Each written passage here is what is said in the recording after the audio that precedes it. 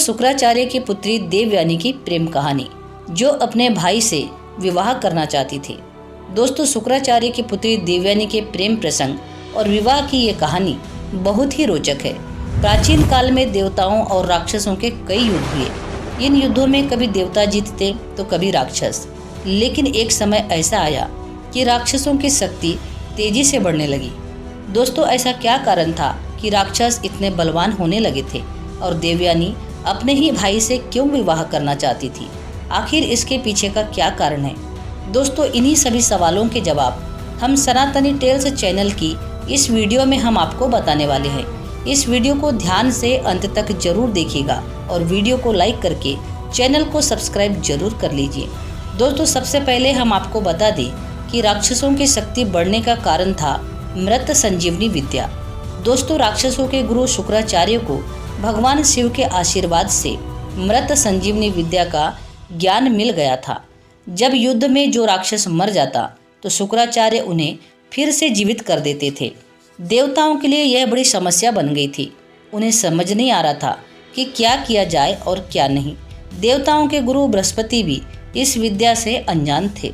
तब अचानक से देवगुरु बृहस्पति को एक उपाय सूझा। उसने अपने पुत्र कच्छ से कहा कि वो जाकर गुरु शुक्राचार्य का शिष्य बन जाए और मृत संजीवनी विद्या सीखने का प्रयास करे। बृहस्पति जानते थे कि यह कार्य इतना आसान नहीं होगा। उन्होंने फिर अपने पुत्र कच्छ से कहा कि अगर वो किसी भी प्रकार से शुक्राचार्य की पुत्री देवयानी को प्रभावित या आकर्षित कर लेता है तो संभवतः काम आसान हो जाए।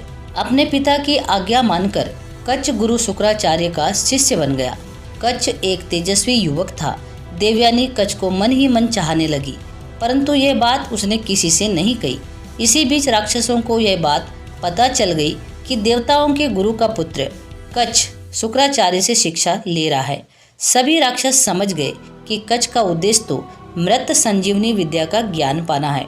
राक्षसों ने निर्णय लिया कि कच्छ का जीवित रहना विनाशकारी हो सकता है, अतः वो चुपचाप कच्छ को मारने की योजना बनाने लगे। एक दिन राक्षसों ने कच्छ को पकड़कर उसका वध कर दिया। देवयानी ने जब यह जाना तो उसने रो रो कर अपने पिता से कच्छ को पुनर्जीवित करने की याचना की। शुक्राचार्य देवयानी का कच्छ के प्रति प्रेम समझ गए। हार कर उन्होंने कच्छ को जीवित कर दिया।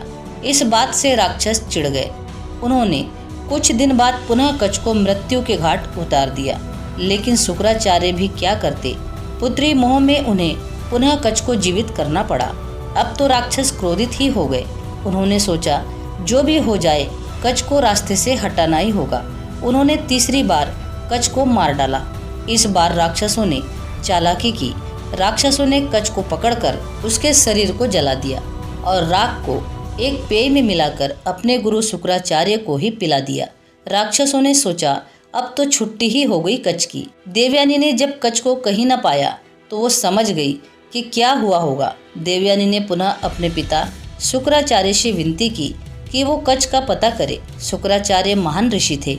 उन्होंने अपने तपोबल की शक्ति से कच्छ का आह्वान किया तो उन्हें खुद के पेट से कच्छ की आवाज आई।